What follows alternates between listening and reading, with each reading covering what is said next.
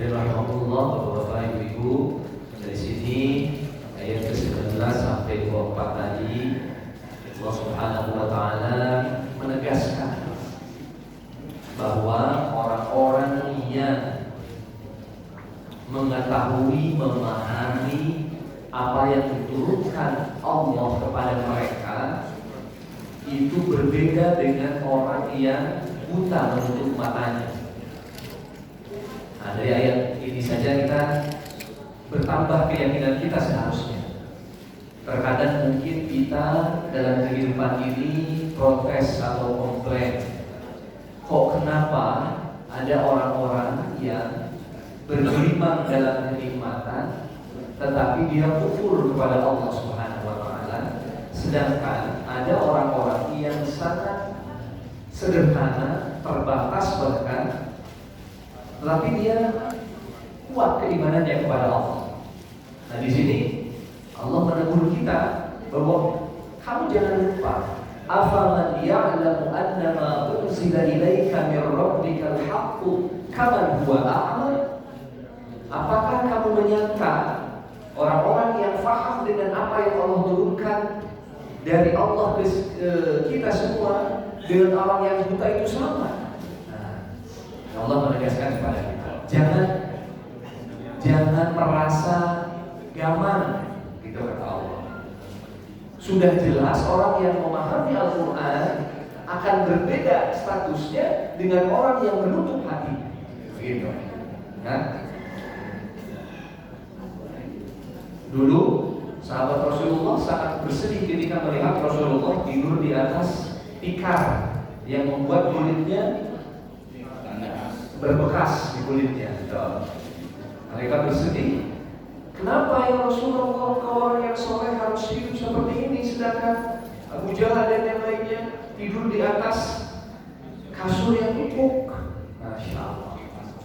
Ini Allah mengingatkan kita, jangan gampang, jangan ragu, jangan pesimis bahwa orang-orang yang faham diturunkan kepadanya Al-Quran itu statusnya jelas berbeda dengan orang-orang buta.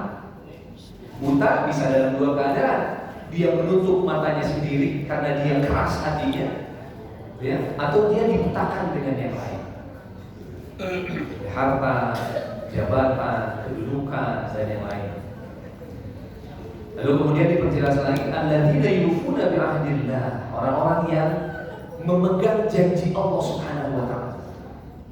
Jadi bukan yang anggot-anggotan saja, tapi yang akan diberikan bagian itu adalah orang yang konsisten. Yufuna bi ahdillah, memegang janjinya dengan Allah, wala yanquduna al-mitsaq, dan yang tidak pernah melanggar janjinya itu. Walladzina yasiluna ma amara Allah bihi ay yusal wa yakhshawna rabbahum wa yakhafuna su'al hisab. Yang dia selalu ingin, ya, tersambung dengan apa-apa yang diperintahkan oleh Allah, dan dia takut kepada Allah atas siksaannya yang begitu pedih. Nah, ini tanda-tanda nih. Kalau kita, ini tanda-tandanya nanti nih. Di ayat ke 23-24. Ini disebutkan indikator-indikatornya. Kalau diantaranya tadi, apakah kita termasuk orang yang istiqomah memegang janji kita kepada Allah, wala yanquduna al-mitsaq, dan tidak pernah melanggar janji kita kepada Allah. Kemudian yang kedua indikatornya adalah orang-orang yang senantiasa ingin konsisten menjalani perintah Allah, takut terhadap siksanya Allah Subhanahu wa taala. Kemudian selanjutnya, walladzina sabaru ibtigha'a wajhi rabbihim, dan orang yang senantiasa sabar hanya mengharapkan wajah Allah Subhanahu wa taala, mengharapkan Allah Subhanahu wa taala. Sabar katanya. Wa qamus shalah, dan mendirikan salat. Wa anfaqu mimma razaqnahum, dan menginfakkan apa yang diberikan oleh Allah kepadanya, sirran wa alaniyatan, baik secara sembunyi-sembunyi ataupun secara terang-terangan. Wa yadra'una bil hasanati sayyi'ah, dan dia senantiasa mengajak kepada kebaikan, lalu kemudian dia mau dan berani untuk mencegah kepada kemungkaran, ulaika lahum uqbah, itulah tempat sebaik-baiknya kembali. Apa balasan semua itu? Jannatu Aden, surga Aden, yang bagaimana? Yadkhulunaha, yang masuk ke dalamnya, wa man salaha min abaihim wa azwajihim wa dzurriyyatihim. Masya Allah. Jadi kalau kita selalu bilang mudah-mudahan kita masuk sekeluarga, inilah ayatnya di ayat ke-23. Jannatu 'adnin yadkhulunaha wa man salaha min abaihim, akan masuk nanti berbondong-bondong masuk sekeluarga. Siapa? Bapaknya, nenek moyangnya, wa dzurriyyatihim, bersama anak cucunya, wa azwajihim, atau lewat wa azwajihim, dan pasangan-pasangannya, wa dzurriyyatihim, dan anak cucunya. Jadi dia ke atas, salaha min abaihi, nenek moyangnya, dia ke samping, wa azwajihim, pasangannya, wa dzurriyyatihim, dia ke bawah, anak cucunya. Masya Allah. Jadi orang-orang yang mendapatkan indikator-indikator yang tadi dari 19, 20, 21, 22 adalah orang-orang yang akan masuk surga sekeluarga. Masya Allah. Jadi kuncinya apa? Tadi, jangan menyia-nyiakan janji kita kepada Allah. Takutlah terhadap siksaan Allah. Konsisten dalam beribadah. Di antara cirinya apa? Sabar, mendirikan sholat, berinfak, kemudian mengajak kepada kebaikan dan menolak kepada kemungkaran. Masya Allah. Jadi sebetulnya kayaknya ini kunci semua ilmu sudah selesai sudah, ya. Karena tujuannya sudah disebutkan. Kita akan masuk sekeluarga. Ya, kuncinya tadi sudah disebutkan dari ayat ke-19 sampai 21. Nah, silakan Bapak Ibu semuanya untuk ditadabburi, untuk dikaji bareng-bareng sekeluarga. Karena ini merupakan visi keluarga.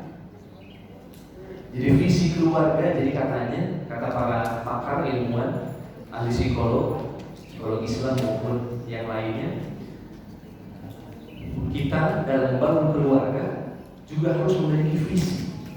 Jelas, memiliki visi nantinya. Tapi sebaik-baiknya visi keluarga adalah ini dia, ayat ke-23. Kita berbondong-bondong masuk surga. Ya, kalau Ustadz Benri, Ayah Irwan dan lain-lain sering menyampaikan bagaimana kita menyusun visi keluarga itu. Nah, visi keluarga kita harus musyawarahkan dengan istri kita, dengan anak-anak kita. Tiada lain goals kita pada akhirnya adalah masuk surga sekeluarga. Sehingga konsekuensinya harus apakah? Kita bertanya ke kakak, kita bertanya ke adik. Konsekuensinya kalau tujuan akhir keluarga kita ini harus masuk berbondong-bondong, jadi konsekuensinya harus apa? Kakak harus bagaimana? Adik harus bagaimana? Mama harus bagaimana? Papa harus bagaimana? Masya Allah. Nah, menurut para pakar harus demikian, harus detail sampai demikian. Jadi kita sebagai bapak-bapak harus berani memimpin keluarga kita untuk menegaskan hal itu. Nggak usah lebay Pak Ustadz, kayaknya lebay banget begitu, biasa aja kali. Tidak. Ini perlu, apalagi di zaman now seperti ini, Masya Allah. Anak-anak kita di depan kita, insya Allah.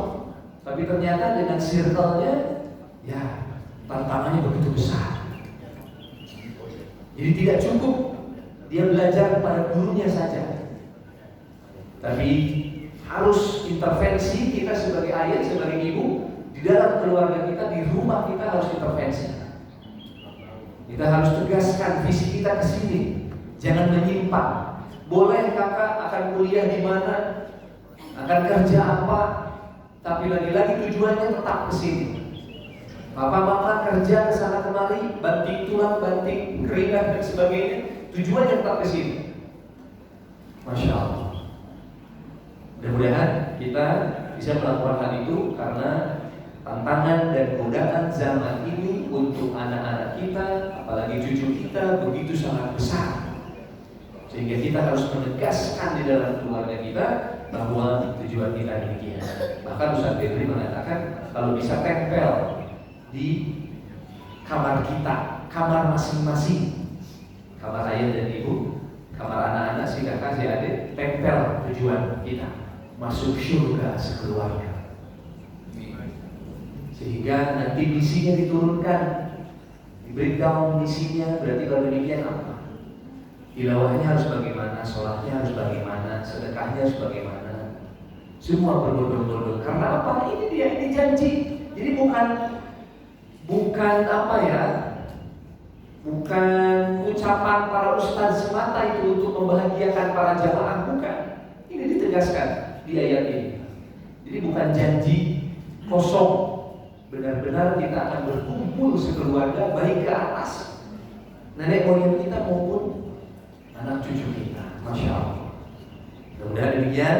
Mudah-mudahan ini pesan yang luar biasa dari ayat-ayat kita baca pada pagi.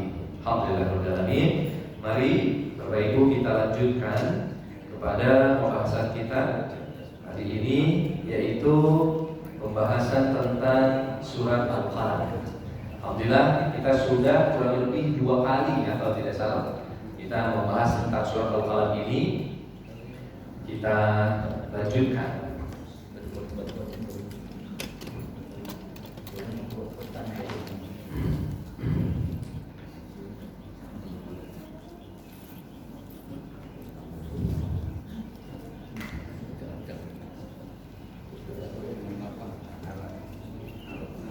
Baik, insya Allah kita sudah banyak membahas tentang bagaimana Allah Subhanahu Wa Taala membuka surat ini, ya, dengan satu huruf yang kita sepakat memang banyak sekali maknanya, banyak sekali para ulama berijtihad.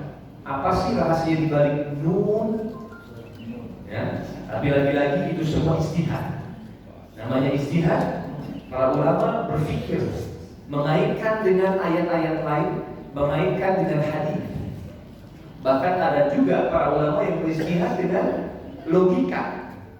Ya, kita sudah bahas dari huruf hijaiyah sedemikian rupa, bagaimana Allah membuka huruf hijaiyah itu, insya Allah itu sudah kita bahas.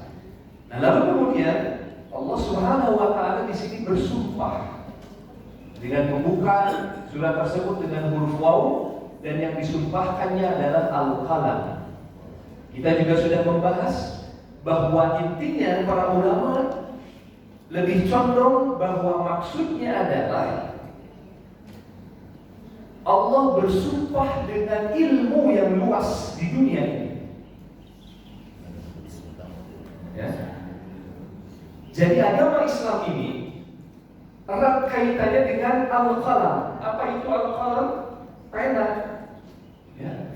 Pena itu merupakan satu simbol pengetahuan, simbol ilmu. Jadi setelah Allah tegaskan nun, Al-Quran ini susunan dari ayat-ayat yang huruf-hurufnya itu sesuatu yang selalu kalian gunakan sehari-hari. Nah ini. Jadi ini sebagai tantangan dari Allah. Wahai manusia, nun.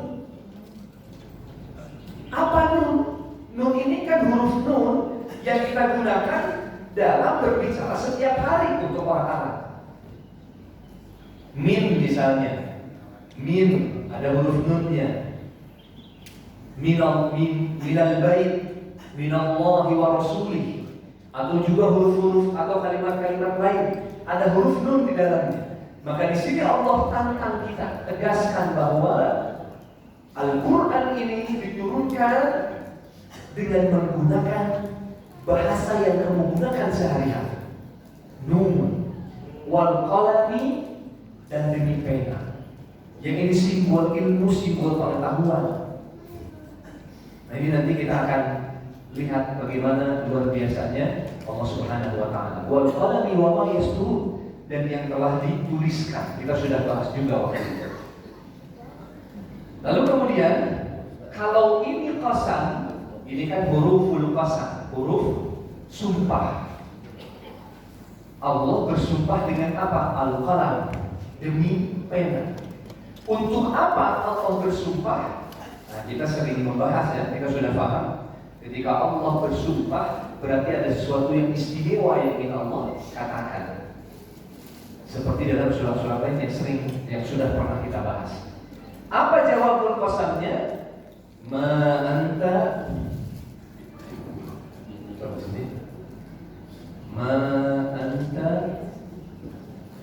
bi ni'mati rabbika bimajnun. Ini sudah kita bahas temuan sebelumnya. Setelah Allah menantang kita bahwa Al-Quran ini sebetulnya hanya kumpulan huruf-huruf yang kalian gunakan juga kesehariannya, sehingga kita sudah bahas tantangan-tantangan Allah. Siapa di antara kita yang mampu membuat satu surah? Kalau nggak mampu 10 ayat, kalau nggak mampu lebih kecil lagi. Wal qalami wa ma yasturun.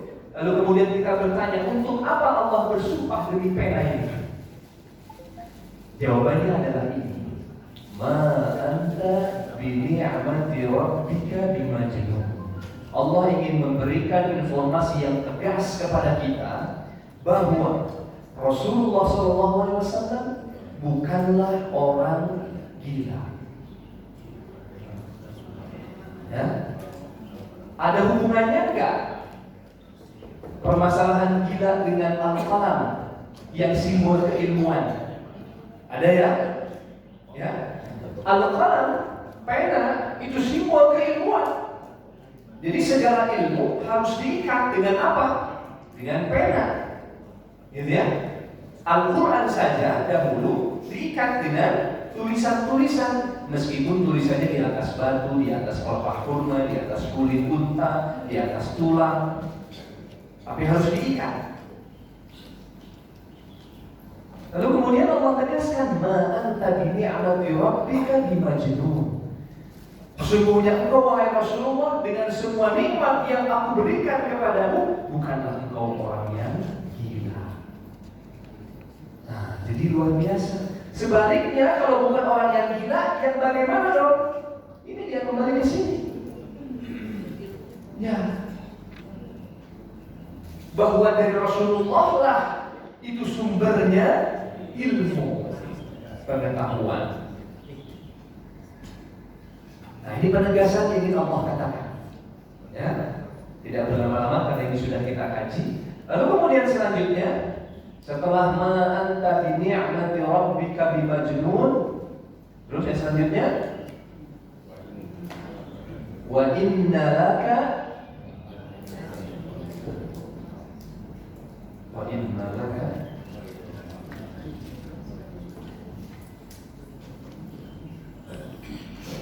wa inna laka la ajran ghayra mamnun. Nah,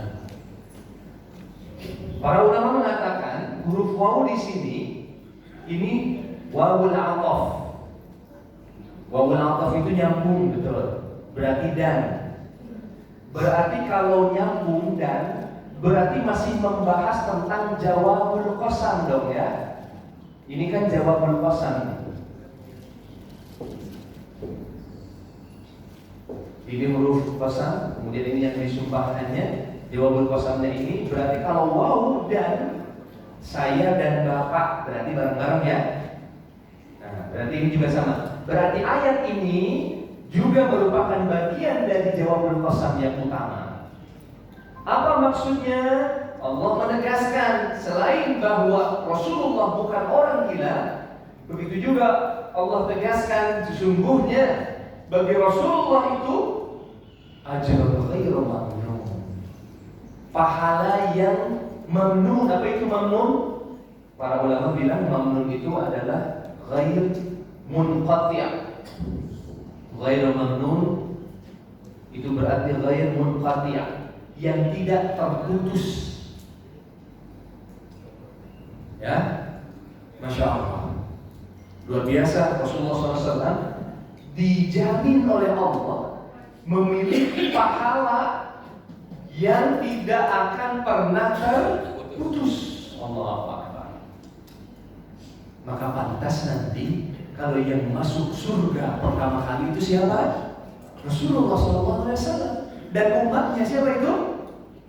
Bapak Ibu, Masya Allah.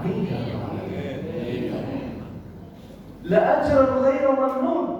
Kalau menurut para pakar bahasa, di sini luar biasa sebetulnya.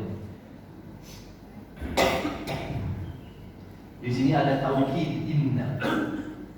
Di sini ada lam. Di sini ada lam lagi. Ini ayat benar-benar penegasan banget. Jadi bukan sekedar wa ajrun ghairu mamnun misalnya, wa laka la ajrun ghairu mamnun, dan bagi engkau itu pahala yang tidak terbatas, tidak. Tapi Allah ingin mengungkapkan kalimat itu dengan lebih tegas. Wa inna, dan benar-benar laka, bagi kamu, la adalah lagi ajrun ghairu mamnun. Jadi menurut para pakar bahasa, di sini tercantum penguatan berkali-kali. Bapak Ibu, kalau ingin menguatkan satu kalimat, pasti kita sering bahas dengan menambahkan beberapa kata di dalamnya, betul? Benar-benar sumpah dan lain-lain, kita sebut seperti itu. Ya, di sini pun demikian. Supaya apa? Supaya kita lebih paham. Jangan sampai Allah sudah berkali-kali menyebutkan penguatan-penguatan ini, tapi kita masih tidak ngeh. Nah itu dia. Ya, Allah sudah berkali-kali menguatkan pernyataan ini, tapi kita masih tidak ngeh. Nah itu jangan sampai demikian. Makanya kita perlu mengkaji ayat-ayat tersebut dengan tafsir, tadabbur dan lain-lain. Ya, jadi pahalanya ghairu mamnun, tidak akan pernah terputus. Kira-kira Bapak Ibu kenapa tidak pernah terputus pahalanya Rasul?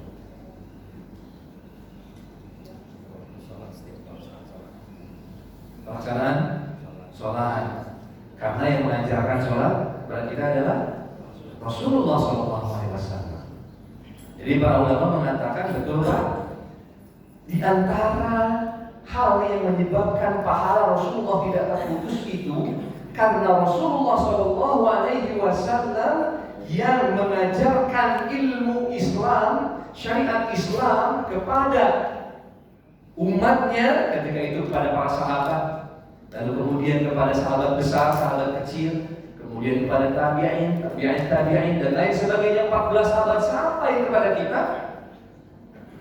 Sejauh itulah kebaikan Rasulullah SAW. Ya.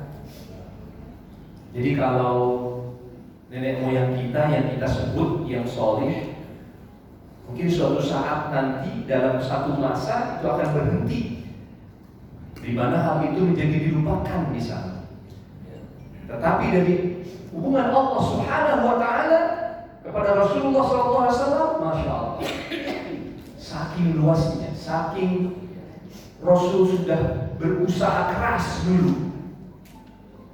Ya, 23 tahun Rasul bersabar. Kira-kira jumlah yang sedikit atau banyak nih? 23 tahun loh Rasul bersabar dalam berdakwah. Kalau Rasul nggak sabar, pulang dari kota Taif, malaikat nawarin gunung-gunung ditumpahkan ke kota Taif, mungkin akan ditumpahkan. Kalau saya mungkin demikian. Hajar aja. Gaspol malaikat. Tapi Rasul tidak begitu. Sampai Rasul menjaga jangan sampai darahnya menetes ke tanah, ke bumi. Tapi Rasul mengatakan, sabar.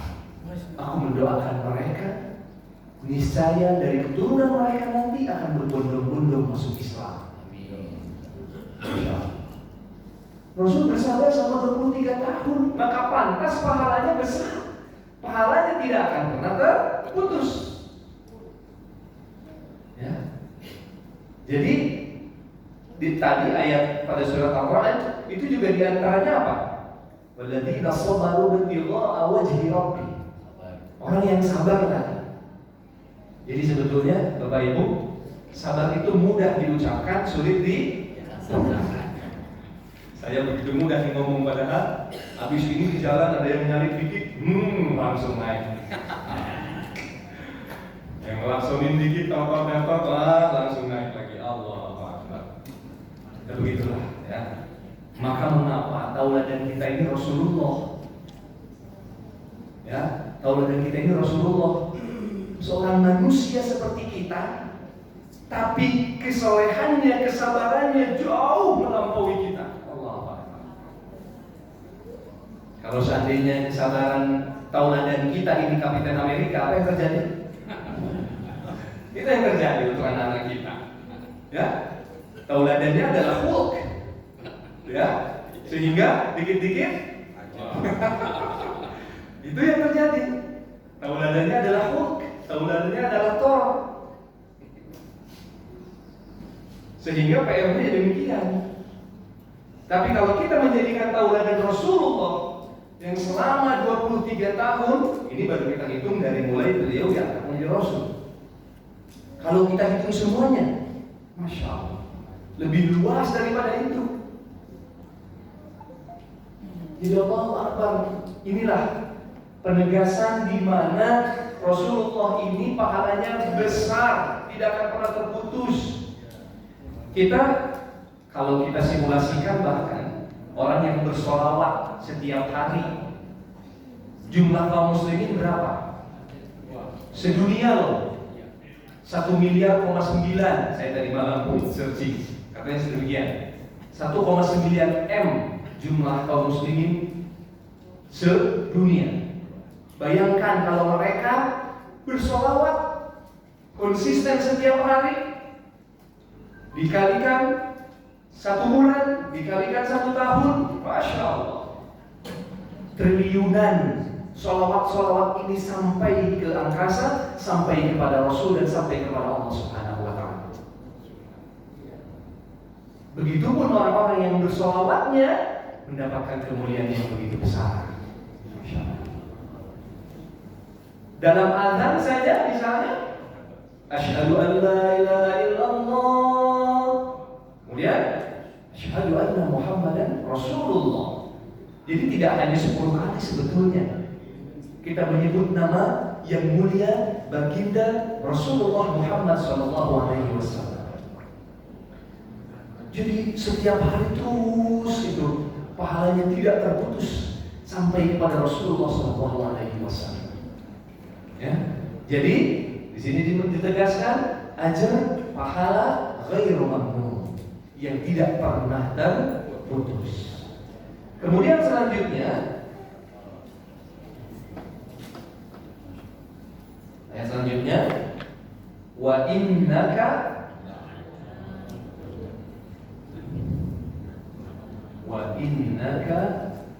la'ala khuluqin azim.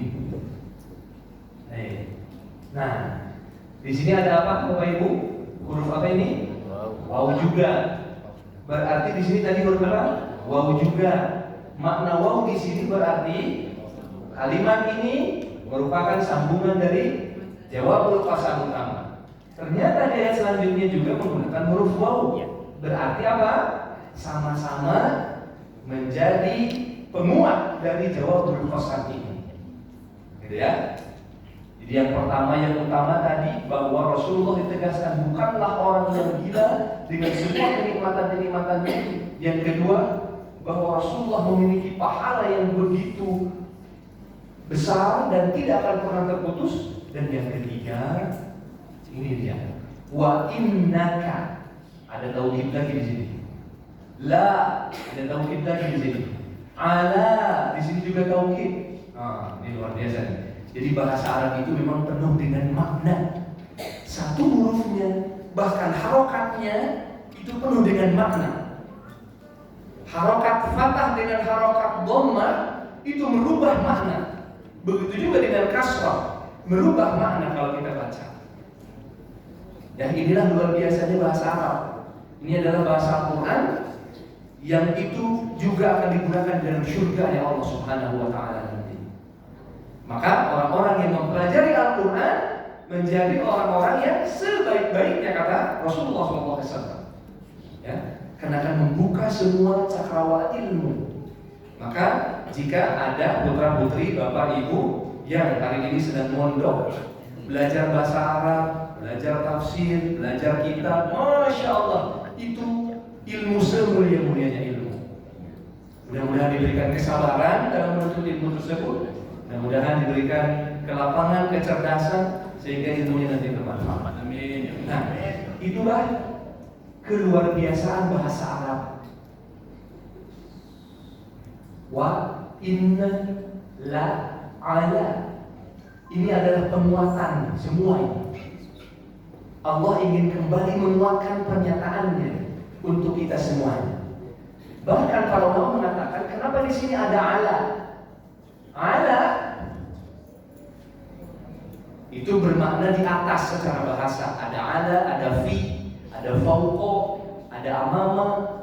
Ya, itu huruf sambung di atas, di bawah, di depan, di belakang, di kanan, di kiri, gitu.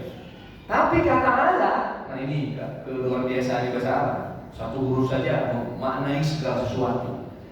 Kata ala, orang kalau di atas sesuatu, misalnya Bapak di atas mobil, gitu ya, sedang mengendarai mobil, itu berarti Bapak menguasai mobil itu, betul ya?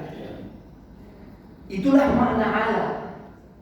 Berarti maksudnya Allah ingin menegaskan, kalau Allah katakan di sini khuluqin azim, akhlak yang agung, akhlak yang mulia, maka Rasulullah di atas itu semuanya. Begitu.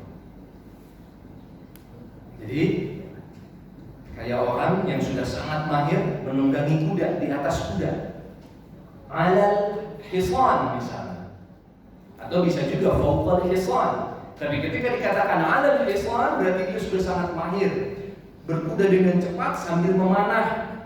Ya, ada yang bisa seperti itu. Ya, berkuda sambil cepat, miring-miring di sana kemari tapi sambil memanah. Seperti Sa'ad bin Abi Waqqas, sahabat Rasulullah SAW. Ya, itu ala. Berarti ketika di sini objeknya adalah khuluqin azim, akhlak yang mulia, maka ayat ini menegaskan bahwa sesungguhnya Rasulullah SAW itu di atas agungan akhlak itu. Masya Allah. Ya, jadi banyak orang menulis tentang akhlak Rasulullah SAW. Ada ensiklopedia akhlak Rasulullah SAW yang tidak akan pernah selesai membicarakan tentang akhlak Rasulullah SAW. Ya, kalau membahas tentang sabar saja, ya Rob, Masya Allah. Ya, tadi kita sudah bahas. Itu salah satu contoh kecil di mana Rasul tetap bersabar ditimpukin orang-orang Taif. Ya, Rasulullah begitu ingin ke masjid, ada satu nenek Yahudi. Begitu Rasul pergi ke masjid, apa yang dia lakukan? Melempari Rasul dengan kotoran, dengan sampah, dengan caci makian. Tapi dia buta, gitu ya. Selalu setiap hari konsisten. Ternyata konsisten itu tidak semuanya baik. Aduh. Konsisten. Dia konsisten begitu Rasul berangkat ke masjid, dilempari, dicaci maki. Itu konsisten saja lah. Nggak usah dibilang istiqomah ya. Itu konsisten saja. Karena dalam keburukan. Suatu saat Rasul jumpai ternyata tidak ada. Kalau kita kira-kira gimana Bapak Ibu?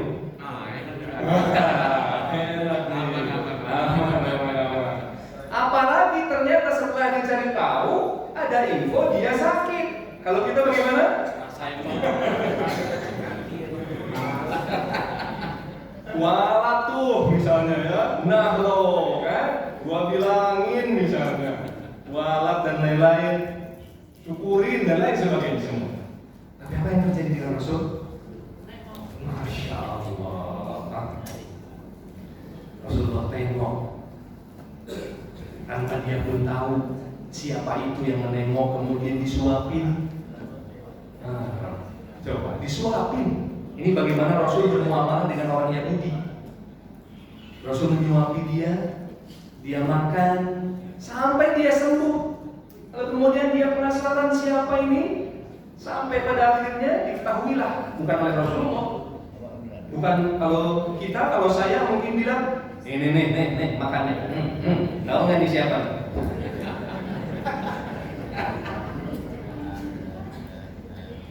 Langsung mungkin ceramah kita 5 jam nggak selesai kayaknya.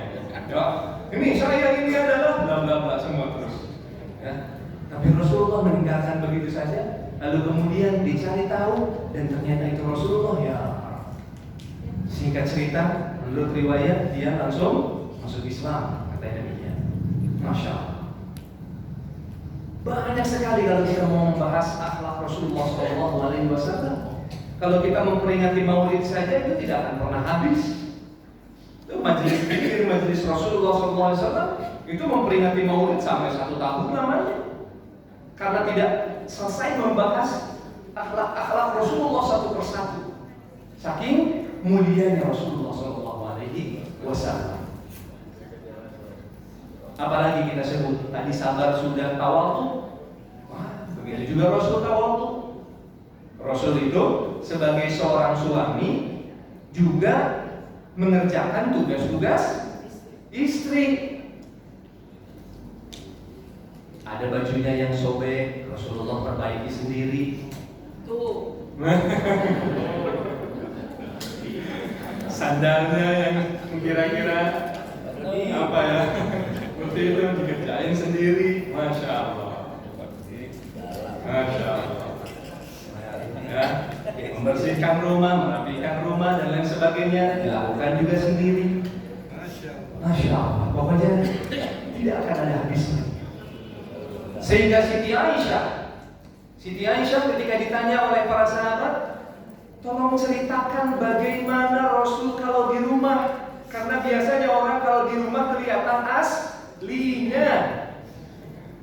Kalau di depan kita, saya di depan bapak itu, masya Allah jadinya begini.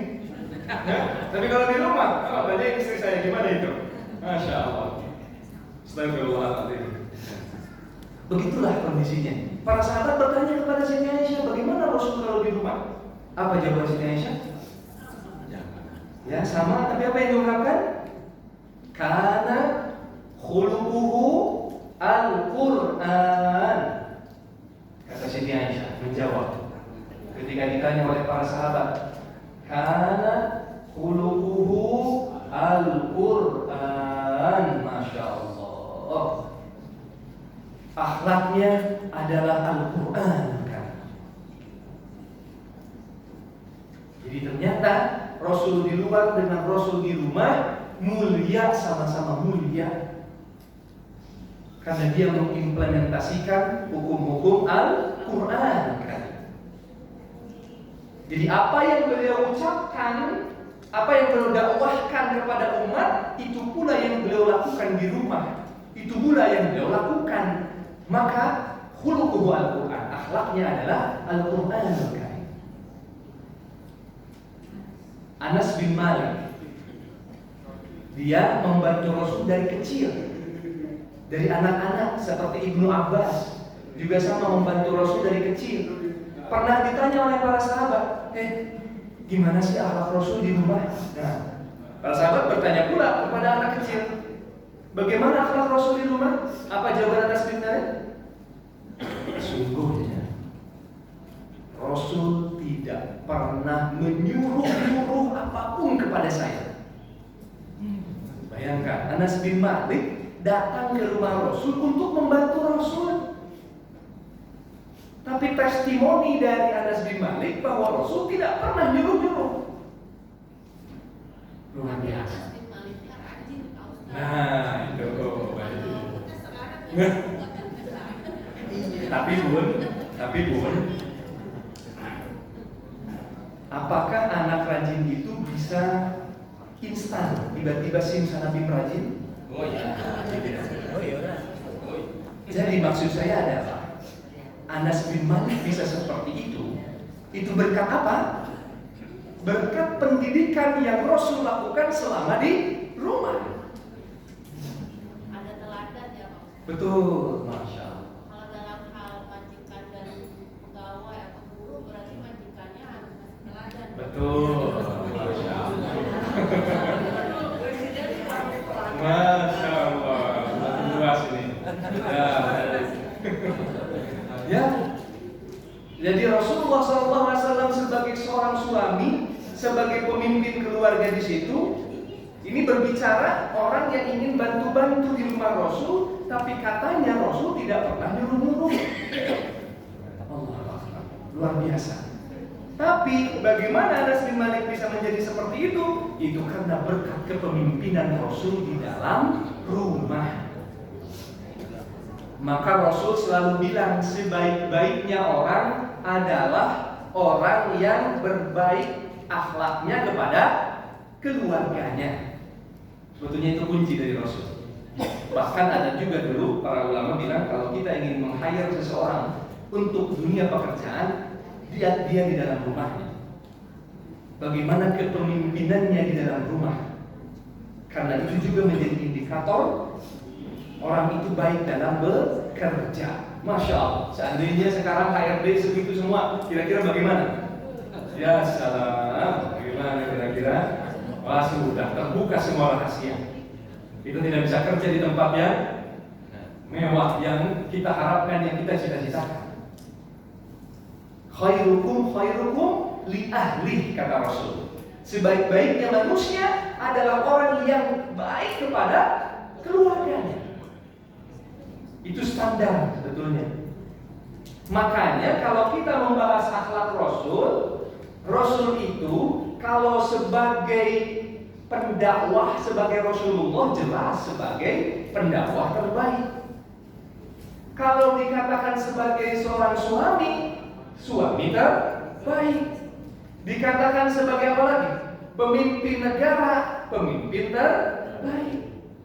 Makanya tahun 1978 ada yang namanya Michael Hart, itu sejarawan dari Amerika. Dia membuat buku 100 orang paling berpengaruh di dunia. Ranking pertamanya siapa? Muhammad Rasulullah SAW. Apakah dia Muslim? Bukan. Tapi dia berani menempatkan Rasulullah di ranking pertama.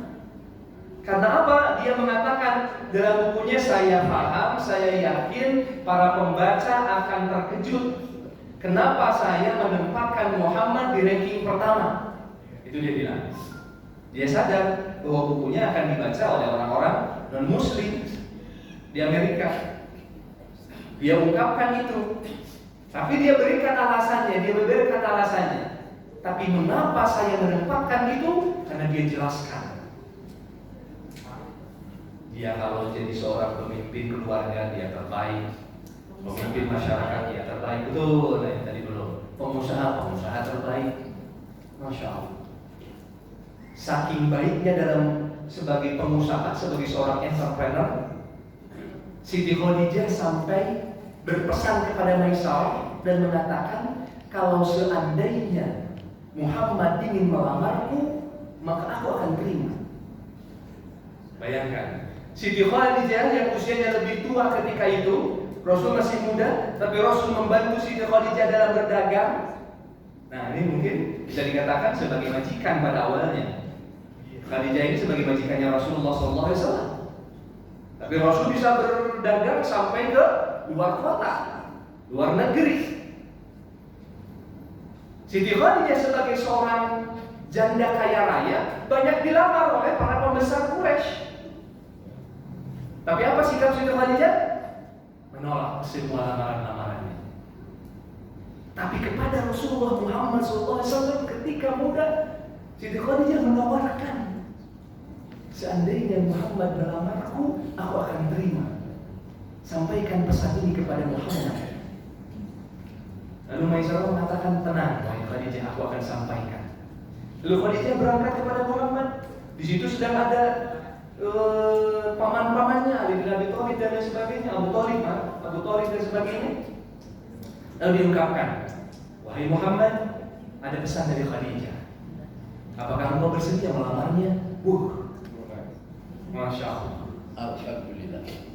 Waktu itu belum mengucap alhamdulillah, Pak. Tapi beliau kaget, ya. Dalam riwayat beliau kaget dan tidak menyangka, apalah saya dibanding Khadijah. Aku mah apa tuh? Gitu ya. Saya cantik ya. Ya. Luar biasa, janda kaya raya, dia pun mendagangkan perdagangan Siti Khadijah. Lalu kemudian ternyata disampaikan, kalau engkau ingin melamarnya, maka Khadijah akan menerimanya. Allah. Beliau tidak menyangka itu. Beliau tidak menyangka itu semua, karena Rasulullah pun merasa sebagai seorang pedagang, seorang entrepreneur, sebagai pengusaha yang baru saja naik karirnya, begitu. Nah, sampai pada akhirnya Abu Thalib dan yang lainnya juga memotivasi, mendorong. Ya sudah, terima saja. Lalu Nabi Muhammad bingung, bagaimana mungkin saya menyampaikan hal itu? Maisarah, lalu Maisarah mengatakan, tenang, urusan ini beres. Hanya disampaikan kembali kepada Siti Khadijah. Alhamdulillah, terjadilah pernikahan. Masya Allah. Ya, apa yang Siti Khadijah lihat dari Muhammad ketika seorang pemuda ketika itu? Ya, kejujurannya, kecerdasannya, tawaduknya, akhlaknya. Kita masih kembali ke sini. Khuluqun azim, akhlak. Jadi semua orang terpana melihat akhlaknya Rasulullah SAW dimanapun beliau berada, sehingga semua sahabat selalu ingin bersama Rasulullah SAW. Semua sahabat ingin memeluk Rasulullah SAW. Nah, sehingga kalau kita berbicara tentang akhlak, luar biasa. Kalau Michael Hart, seorang non-muslim, mengatakan ranking pertama, Masya Allah, melebihi Isaac Newton, kemudian siapa lagi? Ya, Itu non muslim ya, Sob? iya betul. Jangan kita orang muslim mengatakan bahwa Nabi Muhammad itu rankingnya kan namanya satu Soeharto. Kurang ajar. Ya, berarti kita sebagai orang muslim, orang beriman harus lebih merasakan kekuatan itu, bahwa Rasul memang ada di atas mulianya akhlak Rasulullah SAW. Ya, di akhlak yang lain yang diturunkan oleh Allah Subhanahu wa Ta'ala. Ya, karena kalau kita lihat kenapa Michael Hart mengatakan itu, dia mengatakan di rumah dia pemimpin sejati, di negara dia pemimpin sejati, dalam dakwah dia pemimpin sejati. Itulah yang Michael Hart lihat.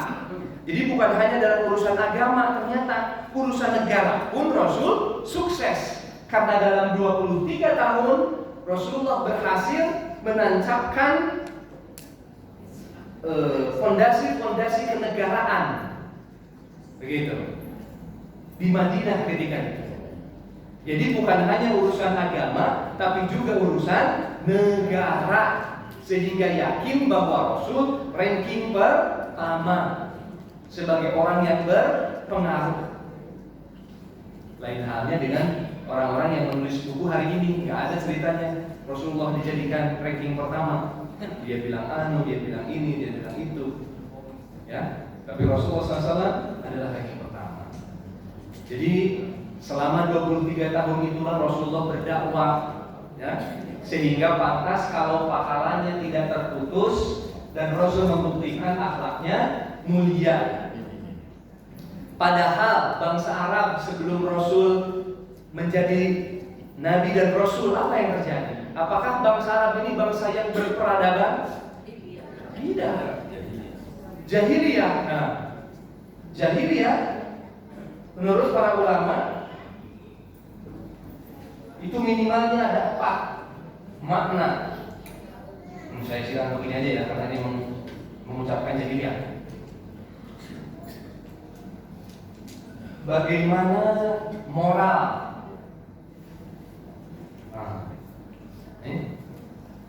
moral orang-orang jahiliyah ketika itu sudah sangat kacau. Ya. Bagaimana urusan sosial? Ya, juga sangat kacau. Kenapa kacau urusan sosial? Ya, mereka menganggap orang yang punya nasib beruntung itulah orang mulia. Sehingga bila bin Rabah, orang berkulit hitam tidak punya apa-apa menjadi budak. Makanya terjadi perbudakan. Ya, terjadi perbudakan. Makanya ketika kita membahas tentang surat Al-Balad waktu itu kan, bagaimana Islam mengajarkan kesetaraan, bagaimana Islam memuliakan perempuan, bagaimana Islam memuliakan budak, bagaimana Islam mengajarkan kemuliaan itu kepada manusia, masyarakat. Di saat Romawi dan Persia berkuasa ketika itu, dan mereka mendiskreditkan perempuan, mendiskreditkan budak, sehingga ada kasta-kasta di masyarakat.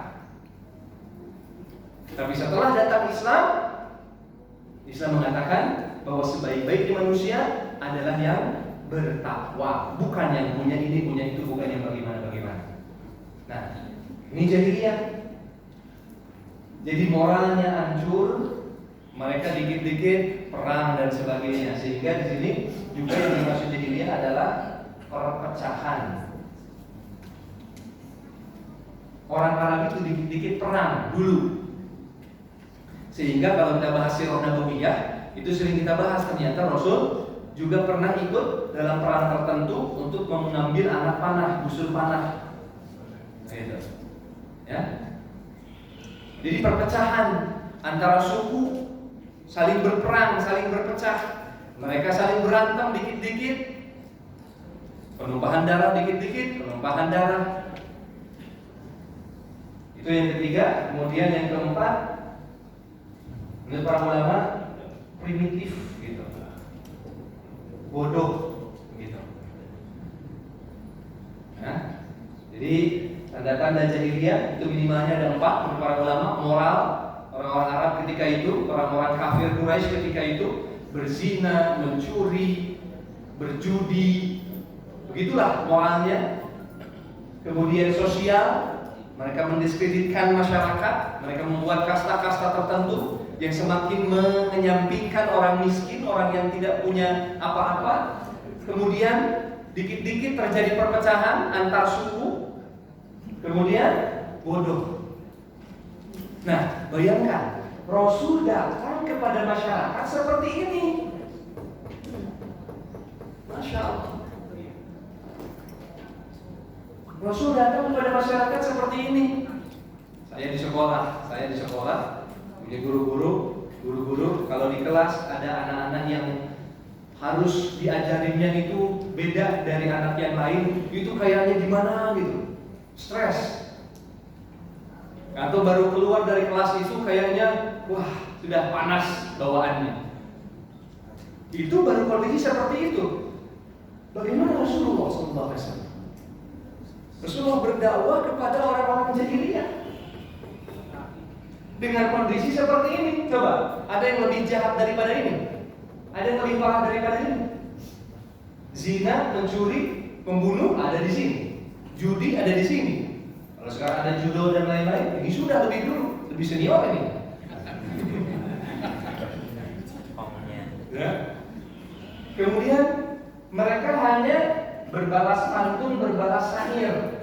Itu bisanya mereka. Makanya Rasul di sini tantang mereka dengan huruf nun. Mereka kan bersyair tiap hari, ya, menggombal tiap hari. Allah tantang di sini nun, satu huruf aja, nun cukup. Kamu bisa menandingi Al-Quran, masya Allah.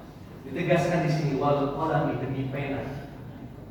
Sambungkan dengan ini, lihatlah bagaimana ilmu dari Rasulullah merubah 4 hal ini semua. Jadi ilmu yang diajarkan oleh Rasulullah SAW merubah masyarakat jahiliyah. Rasul berdakwah selama 23 tahun dari jahiliyah menjadi masyarakat yang berperadaban. Masyarakat yang beradab. Masyarakat yang beradab. Makanya orang Romawi, orang Persia tidak pernah menyangka-nyangka orang Arab yang kerjaannya menggembala kambing, yang kerjaannya berperang, kerjaannya syair bersyair, kok tiba-tiba dalam waktu yang sangat singkat kekuasaan Islam semakin meluas. Rasul di tahun 5 Hijriah ketika perang Khandaq, perang Parit, ya, ingat Bapak Ibu ya, perang Parit ketika para sahabat menggali parit ada batu besar, dipecahin nggak pecah-pecah. Padahal waktu itu para sahabat sudah kelaparan. Rasul pun ternyata mengganjal perutnya dengan batu. Kemudian dibilang pada Rasul, ya Rasul, ada batu besar yang tidak bisa dipecahkan. Rasul dalam keadaan lapar, masyarakat dalam keadaan ketakutan, kedinginan, musim dingin ketika itu. Ya, karena akan datang ribuan orang kafir, lalu kemudian Rasul mengangkatkan palunya sehingga terlihatlah Rasul mengganjal perutnya. Tapi Rasul mengatakan Bismillahi Allahu Akbar. Dah, dipukul. Apa kata Rasul? Allah memperlihatkan masa depan kepada Rasul ketika itu. Sehingga Rasul mengatakan Roma akan kita taklukkan. Bayangkan, di saat ketakutan, kelaparan, kedinginan, putus asa, ya, itulah pemimpin yang sejati.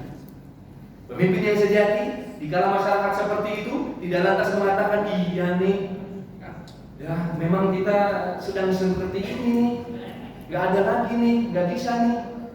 Tapi Rasul mengatakan, tak, dia pukul, kemudian dia katakan, Allah memberitahukan kepadaku bahwa kunci Roma sudah diberikan kepadaku.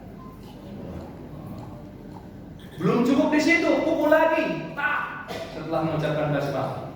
Kemudian Allah memberitakan bahwa Kisra, kerajaan Persia, diberikan kuncinya kepada Rasulullah untuk dibuka.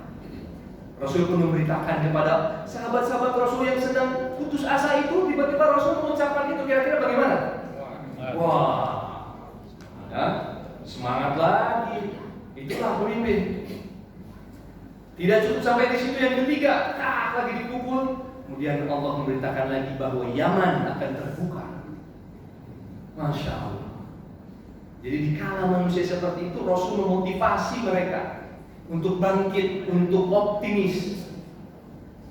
Nah, maka itulah kualitas leadership Rasulullah SAW, ya, yang harus dimiliki oleh semua leader di dunia ini, terutama orang-orang yang beriman, dalam memposisikan timnya, anggotanya, yang harus senantiasa dibangun motivasinya sehingga kinerjanya juga improve.